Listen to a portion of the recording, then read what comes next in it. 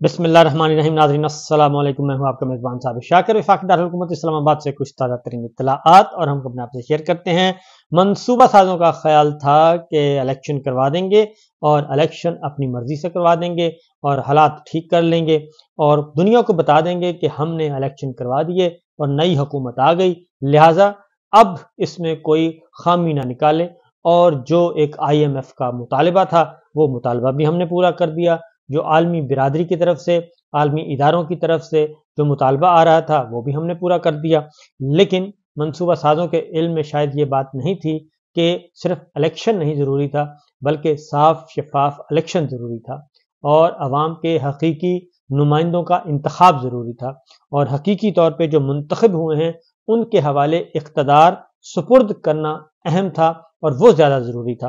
ये पहलू जो है वो उन्होंने भुला दिया और उनका ख्याल था कि जो हम कहेंगे वो दुनिया मान लेगी, लेकिन ऐसा हुआ नहीं है। अब हुआ ये है कि इमरान खान को ये मिटाते मिटाते इन्होंने एक और गलती कर दी और वो गलती थी कि बाकी तमाम प्लेयर्स को भी एक साइड पे कर दिया और सिर्फ दो खानदानों में ये सारे का सारा मुल्क पूरा जो है उनके हवाले कर दिया, दो खानदानों के हवाले कर दिया। किसी एक खानदान की सिफारिश एक जगह से आई, दूसरे खानदान की सिफारिश दूसरी जगह से आई। एक के साथ एक ने मामला तय किया, दूसरे के साथ दूसरे ने मामला तय किया और इस तरीके से इनको मुसल्लत कर दिया गया। लेकिन अब जो चीज़ें सामने आ रही हैं, जो इन्फॉर्मेशन आ रही हैं, जो खबरें आ रही हैं, इनके आने से पहले पहले अभी तक इनका मुकम्मल कब्जा नहीं हुआ, बल्कि कुछ कठपुतली हुक्मरान अभी बाकी रहते हैं जिनको मुसल्लत किया जाना मकसूद है और कुछ मोहरे ऐसे हैं जिनको अभी उनकी पोजीशनों पे ला के बिठाना ज़रूरी है। लेकिन अभी से ही हालात ख़राब हो गए हैं, हालात बेकाबू हो रहे हैं और आहिस्ता आहिस्ता अब हर तरफ से बवांगे दोहल सब बयान कर रहे हैं कि ये इंतखाबात नहीं, ये इंतखाबात धांधली भी नहीं, बल्कि अब तक जितने भी इंतखाबात हुए ये धांधलियों की माँ है। ये जो इलेक्शन हुए हैं 2024 के, इसमें इतनी धांधली की गई कि पहले कहा जाता था इलेक्टेड, इलेक्टेड से फिर गए सिलेक्टेड और अब ये आ गए रिजेक्टेड। यानी कि हारे हुओं को, ये दुनिया की तारीख में पहली मर्तबा हुआ है कि हारे हुए लोगों को उठाकर बिठाकर और उनको इक़्तिदार हवाले उनके कर दिया है, वो भी इस्लामी जमहूरिया पाकिस्तान का इक़्तिदार और वो भी जौहरी ताकत का एक इक़्तिदार और इख्तियार उनके हवाले कर दिया जिनको आवाम ने मुंतखब ही नहीं किया, जिनको वोट ही नहीं मिले। तो लिहाजा इस पे आहिस्ता आहिस्ता नहीं बल्कि अब तो ज़ोर शोर से आवाज़ें उठ रही हैं। सबसे पहले कुछ मैं आपको एक खबर दूंगा मौलाना फजल रहमान साहब का, फिर दूसरा एक और खबर भी दूंगा, वो है कि इमरान खान साहब पे को कत्ल करने का मंसूबा था और वो बहुत ही जानलेवा मंसूबा था और उसमें अल्लाह ताला ने उनको बचाया।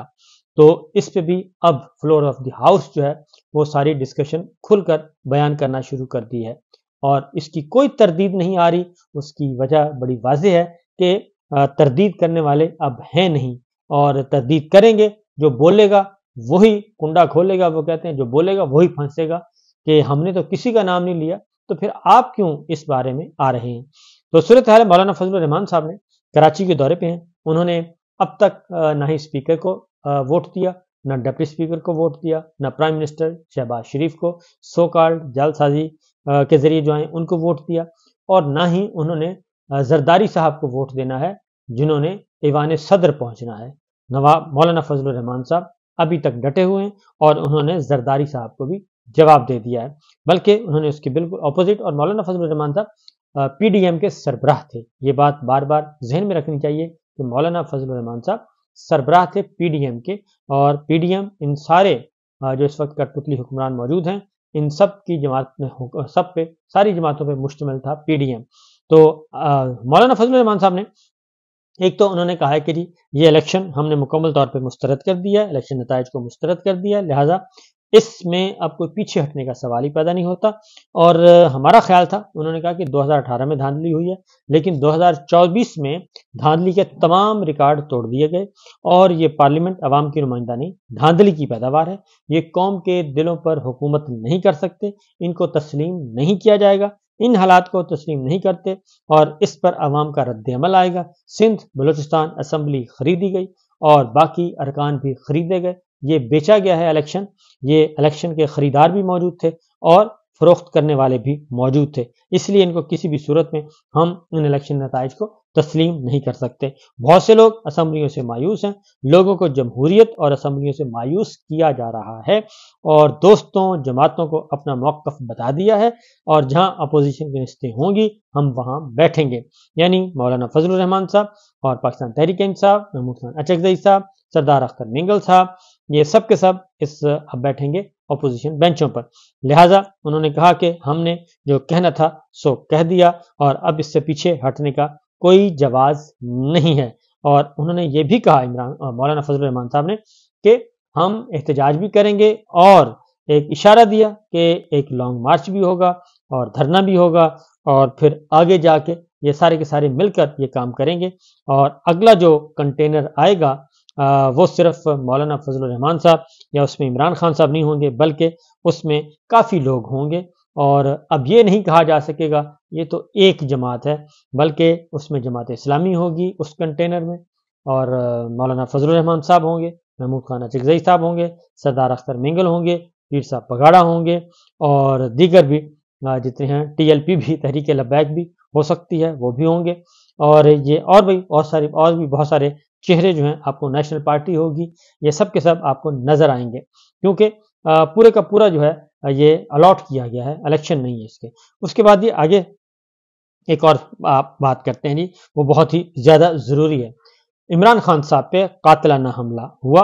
اور اس کے آہستہ آہستہ اب راز کھل رہے ہیں، اور یہ راز کون کھول رہا ہے؟ پاکستان تحریک انصاف کے وہ رہنما کھول رہے ہیں جو اس دن کنٹینر پر موجود تھے، کیونکہ فسطائیت کا دور ختم ہو چکا اور بہت زیادہ جو مصائب تھے وہ ختم ہو گئے، الیکشن ہو گئے ہیں، قومی اسمبلی آباد ہے، اور اب جو ہیں 92 کی سٹرینتھ ہے، اور ابھی خواتین اور مخصوص نشستیں ابھی آنا ہے، تو یہ 125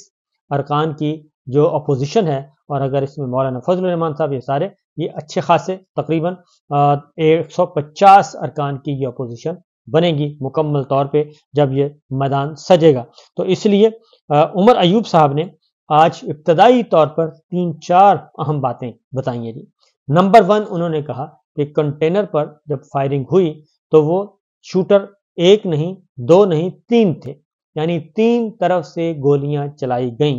اور 3 اطراف سے عمران خان صاحب پہ حملہ ہوا۔ جب وہ یہ بات بتا رہے تھے تو ان کا مذاق اڑایا گیا اور آوازیں کسے گئیں، اوئے اوئے کے آوازیں آئیں، تو انہوں نے پھر تفصیل مزید انہوں نے بتائی۔ انہوں نے کہا کہ یہ جو لوگ بیٹھے ہیں،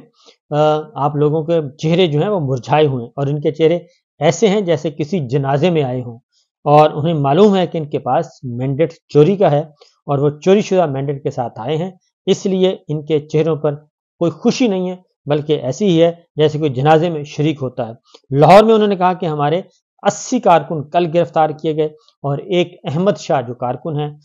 اس پہ تشدد بھی کیا گیا، اور بالکل ذلِ شاہ والا ماحول، ذلِ شاہ اللہ کو پیارے ہو گئے تھے، لیکن یہ نوجوان اللہ تعالیٰ نے ان کو بچا لیا ہے، اور نہ صرف بچایا ہے بلکہ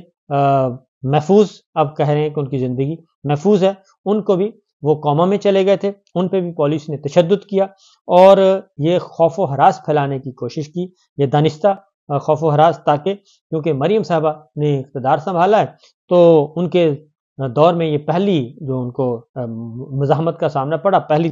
کال تھی احتجاج کی، لہٰذا آئی جی بھی وہی ہیں اور ڈی آئی جی بھی وہی ہیں اور سی پی او بھی وہی ہیں، ساری کی ساری ٹیم وہی ہے، تو انہوں نے ظاہر کہا کہ جناب وہی سلوک کرنا ہے جو آپ نے 9 مئی کو سلوک کیا تھا، اور وہی سلوک کرنا ہے جو 25 مئی کو کیا تھا، لہٰذا انہوں نے وہی کام کیا جیسے زمان پارک آپریشن۔ تو ایک احمد شاہ جو ہیں وہ کوما میں، ان کو کوما میں چلے گئے، زخمی ہوئے، اور وہ ساری خبریں جب سوشل میڈیا پہ وائرل ہوئیں اور ٹی وی چینلز پہ آنا شروع ہوئیں تو تب ان کے ذرا ہاتھ پاؤں پھولے ہیں، اور اب کیونکہ یہ ایسے لوگ ہیں جو کہ سانحہ ماڈل ٹاؤن کر چکے ہیں، اس لیے ان کو کوئی مسئلہ نہیں ہے۔ پھر عمر ایوب صاحب نے ایک مطالبہ کیا کہ 9 مئی واقعات کی ایک آزادانہ انکوائری ہونی چاہیے، فوٹیجز موجود ہیں، تمام واقعات کی آزادانہ انکوائری ہونی چاہیے، جن لوگوں نے اپنی جوانی قربان کر دی اس کا ذمہ دار کون ہے؟ میرے لیڈر عمران خان بحیثیت سیاسی قیدی پابند سلاسل ہیں، ارشد شریف کی کیا غلطی تھی اور اس کے قتل کا حساب کون دے گا؟ ایک پھول جیسا شخص زمان پارک میں ڈیوٹی دیتا تھا، اس کو ناحق قتل کر دیا گیا۔ بشرا بی بی کو یرغمال رکھا ہوا ہے تاکہ عمران خان صاحب پر دباؤ بڑھایا جا سکے، اور بشرا بی بی عمران خان کی کمزوری نہیں طاقت ہے۔ اور انہوں نے یہ بھی کہا کہ عمر ایوب نے کہا کہ گیلری میں بھی آواز بند کر دی گئی اور ہماری آواز نہیں سنائی جا رہی اور ہماری تقریر بند کر دی گئی ہے، کیونکہ پریس گیلری میں لوگ نوٹ کر رہے ہوتے ہیں اور نوٹس لے رہے ہوتے ہیں، اور پھر انہوں نے جا کے اپنے اپنے اخباروں میں ٹی وی چینل میں فائل کرنی ہوتی ہے خبر، تو یہ بھی ہوا کہ ان کی آواز بند کر دی گئی اور پریس گیلری میں بھی عمر ایوب کی تقریر جو ہے اس کو بین کر دیا گیا۔ اس پہ انہوں نے یہ بھی کہا کہ خاص طور پہ تمام قیدی رہنماؤں کا ذکر کیا، پھر یہ بھی ایک بات کی کہ 10,000 سے زائد لوگ جو ہیں وہ گرفتار کیے گئے 9 مئی کی آڑ میں، 5,000 پنجاب سے اور 5,000 خیبر پختونخوا سے۔ عمران خان صاحب پہ انہوں نے کہا کہ ان کو 9mm کی گولیاں لگیں اور انہوں نے بالکل وہ ڈگمگائے نہیں، پریشان نہیں ہوئے، بلکہ وہ وہاں سے اٹھے اور ان کو اٹھا کے ہم ہاسپٹل لے کے گئے۔ اور جو اس وقت انہوں نے کہا کہ آوازیں کس رہے ہیں، ذرا ان کو پتہ تو چلے، اگر ان کو ایک گولی لگ گئی، ان کو پہلے 9mm کی گولیاں ماریں پھر پتہ چلے گا۔ تو انہوں نے first time floor of the house یہ بات کی ہے کہ شوٹر 3 تھے، اور یہی چیز جو ہے وہ پہلے دن سے دبائی جا رہی ہے عمران خان صاحب کو قتل کرنے کے حوالے سے۔ اللہ معاف کرے، اللہ تعالیٰ نے ان کو بچایا۔ تو یہ پہلے دن سے ہی عمران خان صاحب کی تحقیقات جو GIT ہوئی اس میں بھی، اسی لیے وہ GIT بھی ختم کر دی گئی اور کیئر ٹیکر سیٹ اپ آیا، اس نے اس سارے معاملے کو دبا دیا عمران خان صاحب کے جو قاتلانہ حملہ ہوا تھا اس پہ۔ تو یہ چیزیں جو ہیں، یہی اصل پرابلم ہے، یہی اصل میں خوف ہے ان کے اندر، جو کہ ان کو شاید سونے نہیں دیتا کہ اگر پاکستان تحریک انصاف کی حکومت آ گئی تو کیا ہوگا، اور یہ سارے کے سارے معاملات جو ہیں وہ کھلیں گے۔ انہوں نے کہا کہ 3 نومبر 2022 کو ہونے والے سہنے کا ذمہ دار شہباز شریف ہے، اور احمد چٹھا کو 3 نومبر 2022 کو گولیاں لگی تھیں، میرے لیڈر کو گولیاں لگی تھیں، ایک شخص دم توڑ گیا، میں کنٹینر کے اندر گیا، عمران خان خون میں تھے اور عمران خان کو گولیاں لگی تھیں، اس نے اف تک نہیں کی۔ اور انہوں نے یہ بھی کہا کہ میں نے اگلے دن بتایا 3 نومبر کو کم از کم 3 شوٹر تھے، پہلے شوٹر کے ٹرائل کا کیا ہوا، مقصود چپڑاسی، چینی چور، یہ کون لوگ تھے؟ جیسے مقصود چپڑاسی کو اچانک ہارٹ اٹیک ہو گیا، ہمیں خدشہ ہے کہ اس شخص کو بھی اچانک دل کا دورہ پڑ جائے گا۔ وزیر آباد حملے میں 3 شوٹر استعمال ہوئے، اور بتایا جائے عمران خان پر حملہ کرنے والا کہاں ہے، اور خدشہ ہے عمران خان پر حملہ کرنے والے کو مقصود چپڑاسی کی طرح خاموش نہ کر دیا جائے۔ اور اسلام آباد پولیس سے SSP بخاری صاحب وارنٹ لے کر آئے تھے، میں اور شاہ محمود بات کرنے باہر نکلے تو پتہ چلا وارنٹ لے کر کھڑے ہیں۔ SSP نے کہا عمران خان کو کہیں باہر آئیں، عمران خان نے کہا میں جیل جانے کو تیار ہوں۔ عمران خان کمرے سے باہر آ رہے تھے کہ پولیس نے بغیر وجہ شیلنگ کر دی، پولیس کو بہانا چاہیے تھا، نشانہ عمران خان تھے، محسن نقوی اور IG پنجاب کو بہانا چاہیے تھا، افراتفری ہو اور لاشیں گریں، اور 18 مارچ 2023 کے قصوروار شہباز شریف، محسن نقوی اور IG پنجاب ہیں۔ عمران خان جوڈیشل کمپلیکس میں سماعت کے لیے آئے تھے، سری نگر ہائی وے سے جوڈیشل کمپلیکس کی طرف ٹریننگ پر پولیس نے شیلنگ کی، کمپلیکس کی طرف ٹرننگ پر پولیس نے شیلنگ کی، بیرسٹر گوہر، شبلی فراز جوڈیشل کمپلیکس کے اندر تھے، ہر جگہ شیلنگ شروع کر دی گئی۔ جب جوڈیشل کمپلیکس پہنچے تو 800 سے زائد FC پولیس کی بھاری نفری موجود تھی، اور عمر ایوب جو ہیں انہوں نے کہا کہ عمران خان زخمی حالت میں عدالت آئے۔ اسلام آباد ہائی کورٹ میں عمران خان کو گرفتار کر لیا گیا، جوڈیشل کمپلیکس کی چھت پر مسلح افراد تعینات تھے، اور فارم 47 والے پروردگار سے ڈریں، عمران خان کا مینڈیٹ چوری کرنے والے کے خلاف ملک گیر احتجاج جاری ہے اور یہ احتجاج جاری رہے گا۔ تو یہ وہ باتیں ہیں جو کہ آج سے پہلے عام طور پہ ٹکڑوں میں تو آتی رہیں، اب یہ چیزیں ریکارڈ پر آ رہی ہیں، فلور آف دی ہاؤس ہو رہی ہیں اور قومی اسمبلی کے اندر ہو رہی ہیں، اور یہ ریکارڈ کا حصہ بن رہی ہیں۔ تو دیکھیے آگے آگے ہوتا ہے کیا، یہ کھیل اتنی جلدی رکنے والا نہیں۔ اجازت دیجیے، اللہ حافظ۔